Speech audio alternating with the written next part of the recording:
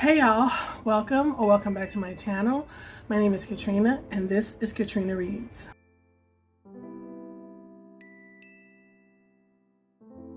So I'm going to do a haul video today. This is not going to be a norm for my channel. Number one, because I don't buy physical books that often. I listen to books and I read them on Kindle, or I convince myself that I'm going to read on Kindle. So I collect books on Kindle and I listen to books on audio. But there are books that I do buy, books for my kids, books that I want to slow read, and non-fiction books. I just bought 2 copies of Legendborn and 2 copies of Amari and the Night Brothers because I loved it so much. I love the audio versions of it so much, and I wanted them to be in my library, and I wanted my daughter to have a copy as well. But she's very, very hard on her books, and she's read Harry Potter multiple times, and I think I've had to buy the entire set like 3 times, and she also has it on audio, but she just tears the books up. And so I thought, yes, this is, Amari is a middle grade book, but I loved it so much I bought it for myself. There's 2 different sets to this haul. First are the 2 African American books that I just want to have in my collection that I think are important. After I am done with my Toni Morrison project, which I'm working on now, I've already completed Song of Solomon. I've completed Bluest Eye. I have a few more books that I'm going to read of hers, and then once that is over, I will read the Baldwin collected essays, James Baldwin's collected essays. The copy that I ordered has Notes of a Native Son, Nobody Knows My Name, The Fire Next Time, No Name in the Street, The Devil Finds Work, and other essays. The other African American book that I just wanted to have in my collection and didn't want to just listen to and not to fully absorb, and then also I want to have these around for my children, is a newer book called 400 Souls. It's edited by Ibrahim X. Kendi. He's the one who wrote How to Be Anti-Racist. And then also edited by Keisha and Blaine, the author of Set the World on Fire.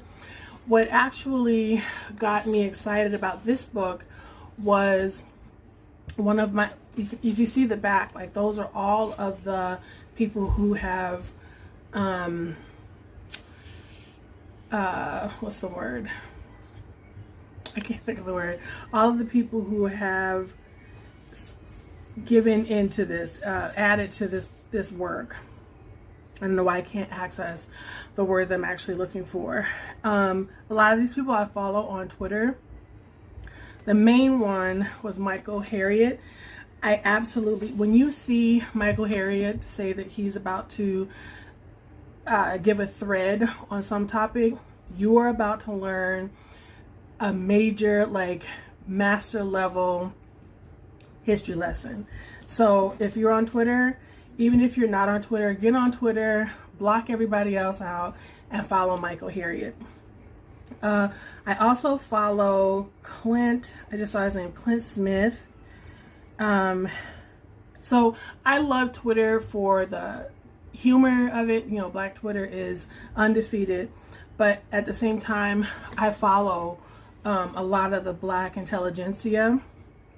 And I follow a lot of their works, a lot of their free articles that they put places, and it's been amazing in the development of my thought process when it comes to Black thought.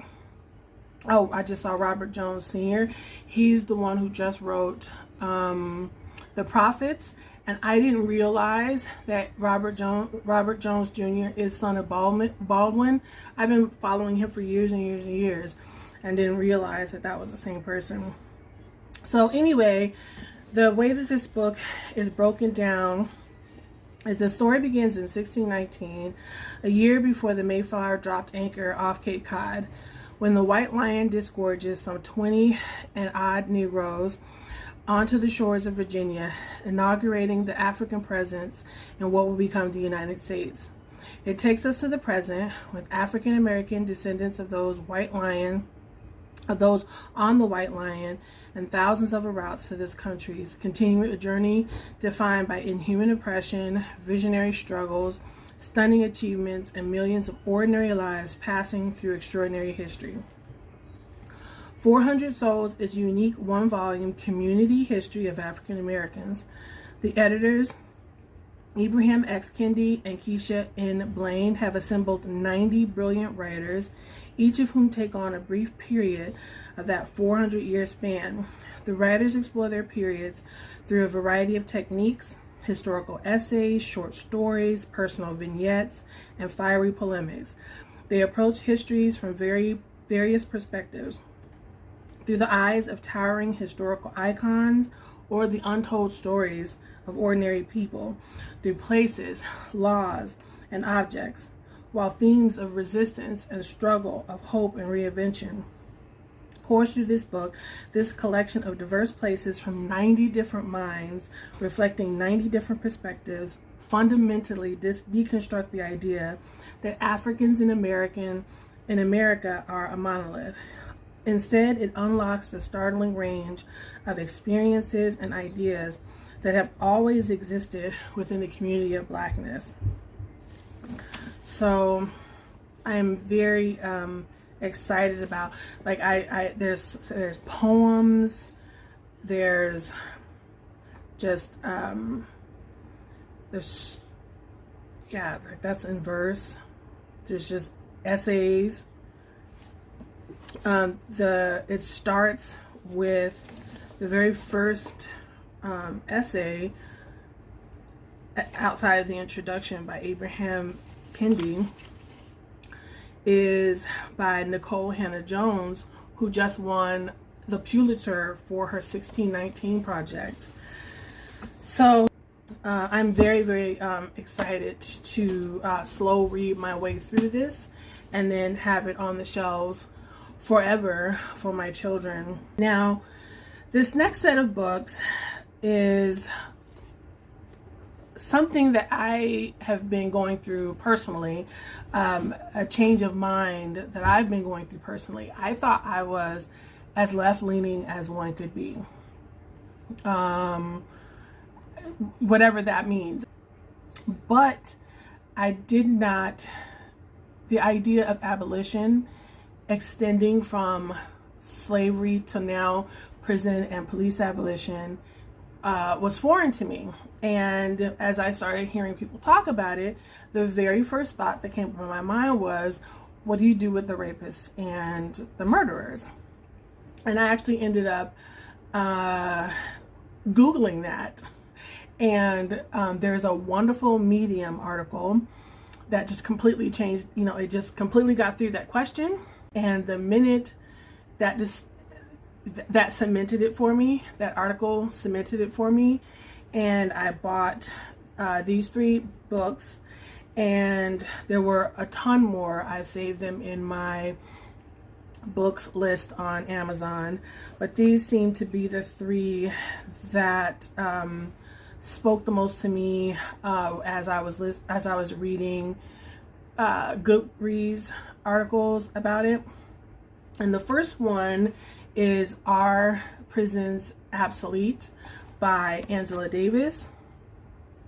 She has continued with many of these, like, we know that she spent time in prison, and she's wrote many books on abolition.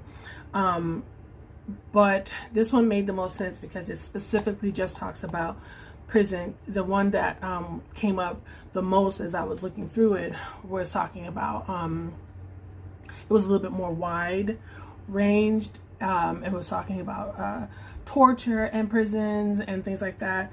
But this seems to be more of a specific, it's short. Let me see what year this came out. 2003, so maybe not seminal, but in this extraordinary book, Angela Davis challenges us to confront the human rights catastrophe in our jails and prisons. As she so convincingly argues, the contemporary U.S. practice of super-incarceration is closer to the New Age slavery than any recognizable system of criminal justice. In this brilliantly researched book, Angela Davis swings a wrecking ball into the racist and sexist underpinnings of the American prison system. Her arguments are well wrought and restrained, leveling an unflinching critique on how and why more than 2 million Americans are presently behind bars, and the corporations who profit from their suffering. Davis explores the biases and the biases that criminalize communities of color, politically disenfranchising huge chunks of minority voters in the process. Uncompromising in her vision, Davis calls not merely for prison reform, but nothing short of a new terrains of justice. Another valuable work in the open media series by one of America's last truly fearless public intellectuals.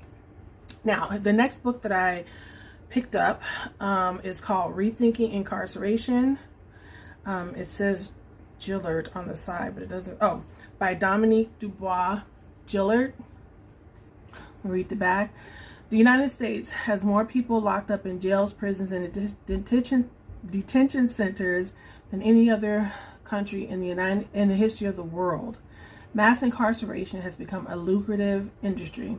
The central justice system is plagued with bias and unjust practices, and the church is unwittingly contributing to the problem. Dominique Gilliard explores the history and foundation of mass incarceration, examining Christianity's role in its evolution and expansion.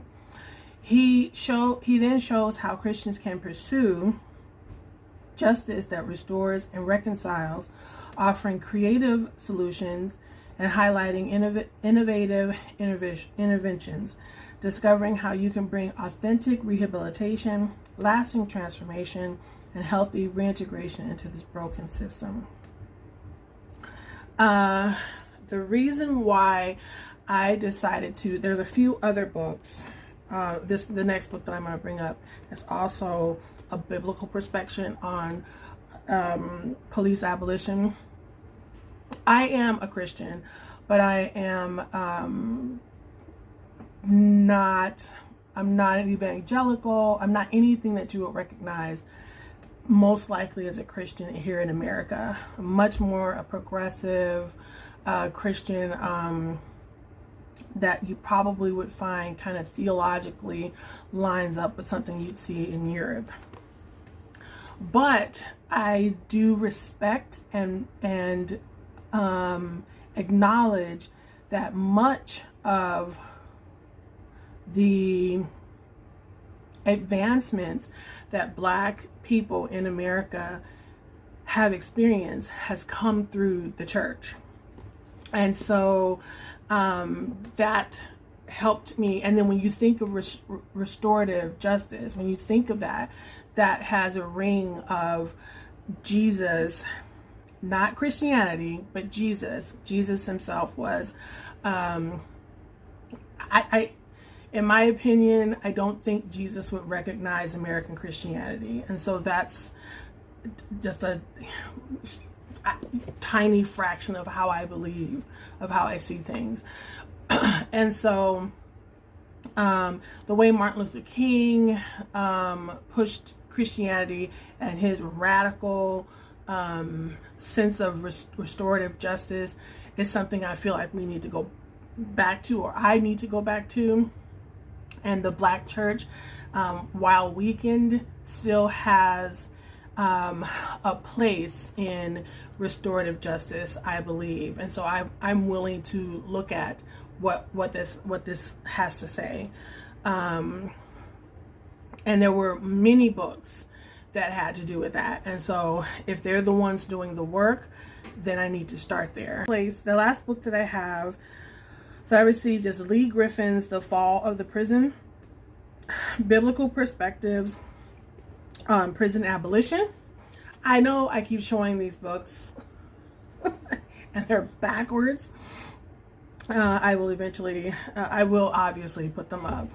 Even as America's prison system is expanding at an unprecedented rate, Lee Griffith makes a startling proposal in this book, Abolish Prisons. To make this case, Griffith thoroughly examines prisons from the perspectives of sociology, theology, history, and biblical exegesis, bolstered with extensive documentation as well as lively anecdotal evidence. This compelling, radical book is bound to stir up serious discussions. At one point, I think I was pregnant with my 7-year-old. I toyed around with the idea of going to divinity school. I'm really interested in theology, and so something like this might bring that back up. But I don't know if wasting time in school, when I could be doing the work, when I can just learn and then start getting on the ground and working once my children are not as needy, once they're in school, once the work of parenting, the type of way that I parent is a little less strenuous. If I get on the ground and start to actually do that work, I don't know if I need to have a degree in that to do it. If just reading can help me to come to the place that I need to come to understand the theology, what's the other words? I am not accessing my words very well for this video. It's the theology, the thought processes, the arguments, just the reasoning and understanding behind restorative justice, and how does it work for the victims? How do we make, while we're trying to restore the human being that has reasons and histories and brokenness on their end, while we are trying to rehabilitate that person, how do we at the same time provide justice, safety, and health to the person who has been wronged? How do we do that? How do we bridge those gaps?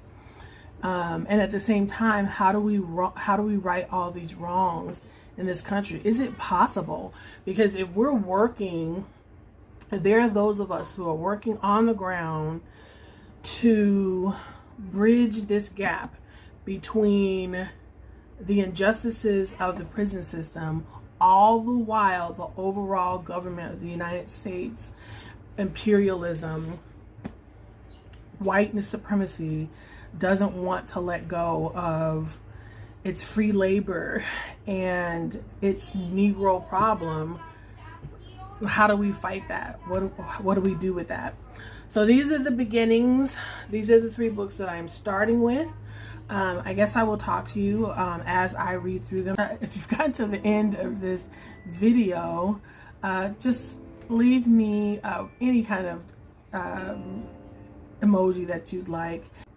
Thank you so much for supporting this channel by liking and subscribing, ringing that bell. Be easy on yourself, and I'll see you in the next video. Bye.